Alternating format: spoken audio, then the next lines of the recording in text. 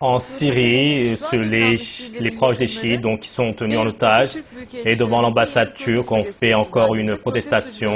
Et donc, le but de la protestation, c'est que si ils n'apprécient pas notre mouvement, donc ils peuvent partir de notre pays.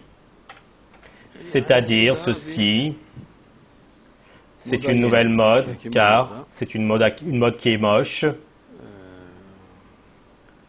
Et vis-à-vis des Turcs, une mentalité antipathique. Auparavant, il y avait cela parmi nos frères arabes, donc, qui avaient la haine des Turcs, chez une partie d'eux, et également parmi nos frères turcs, il y avait la haine des Arabes. Et même aux chiens, il leur disait des Arabes, pardon. Il y avait une haine donc des Arabes et il disait que les Arabes étaient sales. Il y avait donc une telle politique dans notre enfance, mais cette mentalité dans les dernières années donc a été brisée. Donc un amour vis-à-vis du peuple turc en Palestine, en Égypte, au Maroc, en Algérie, en Tunisie, en Libye a commencé à se développer. Ceci est connu et ceux qui y vivent donc ils demandent. Ce n'est pas comme avant, mais au Liban, etc. Et apparemment, c'est issu de l'Iran. Et donc, une politique contre les Turcs est poursuivie. Et ceci n'est pas aussi important, en fait.